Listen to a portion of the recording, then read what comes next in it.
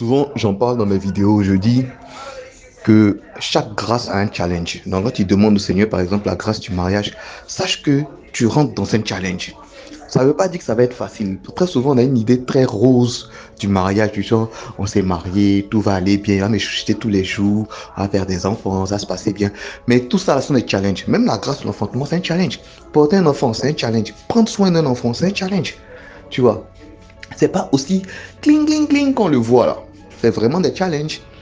Donc, toute grâce vient avec son lot de challenges. Tu vois. Mais ce qui fausse les calculs aujourd'hui, ce qui nous perd dans la vision du mariage, c'est qu'on croit que le mariage là, c'est un sentiment. C'est-à-dire c'est quelque chose, c'est un état de bonheur. Quand on se marie, on est tout le temps heureux, on est tout le temps dans mon mari prend soin de moi. Mais c'est pas ça. Très souvent, quand on voit les choses comme ça finit par infidélité, ça finit par divorce, ça finit par frustration.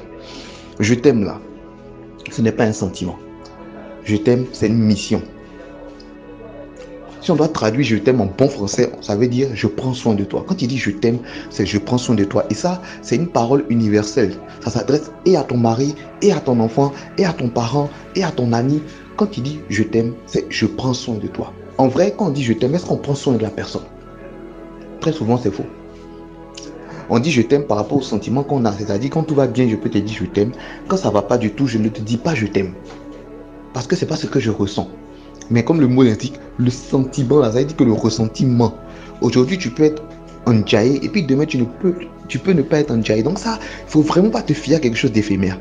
Ce qui compte, c'est est-ce que tu prends soin de lui? Tu t'es engagé devant Dieu, devant les hommes pour prendre soin de la personne. Est-ce que c'est ce que tu fais? On dit très souvent dans le mariage, on se marie pour le meilleur et pour le pire. Le meilleur, là, c'est quand il prend soin de toi, quand tout va bien. Le pire, là, c'est quand il ne prend pas soin de toi, quand tout ne va pas bien. Comment tu réagis? C'est ça la question. Et puis, ce qu'on oublie aussi, c'est que, surtout pour nous les chrétiens, c'est que le mariage, c'est un chemin de sanctification. C'est-à-dire que tu rentres avec la mission de pouvoir prendre soin de ton mari, donc garantir son éternité, et toi aussi, de pouvoir grandir, tu vois, et garantir ta propre éternité. Donc, ça veut dire que vous êtes censés, vous deux, arriver au paradis avec l'aide de l'un et de l'autre. Mais ton mari, là, il peut être celui qui n'a pas envie d'aller au paradis. Comment tu fais pour pouvoir garantir son éternité? Tu t'es engagé pour ça aussi. C'est ta mission dans sa vie. Si tu n'es pas prête à prendre sur toi certaines difficultés, certains challenges, certaines méchancetés, comment tu vas garantir son éternité? Tu penses que c'est facile? Jésus même est venu, il a dû mourir sur la croix pour que nous on puisse avoir la vie éternelle. Mais nous, on n'est jamais prêt pour faire ça pour quelqu'un. Parce qu'on est égoïste à la base. Et quelqu'un d'égoïste n'a pas le droit de se marier. Il n'est pas prêt à se marier. Tu vois. Quand on se marie, on est vraiment dans le détachement de soi et dans l'envie de prendre soin de l'autre. C'est ça en fait. Il y a des gens qui sont mariés aujourd'hui qui ne s'aiment plus. Ils n'ont plus le sentiment. Tu vois. Mais en vrai, ils n'ont pas compris que l'amour, c'est prendre soin de l'autre. Tu peux ne pas avoir ce sentiment-là maintenant, mais prendre soin de lui.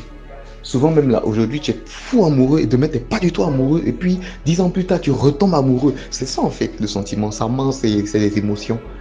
Mais l'amour, c'est de prendre soin. Donc apprenons à prendre soin. Sans regarder forcément ce que l'autre fait pour nous. Parce que c'est notre mission. C'est aussi simple que ça.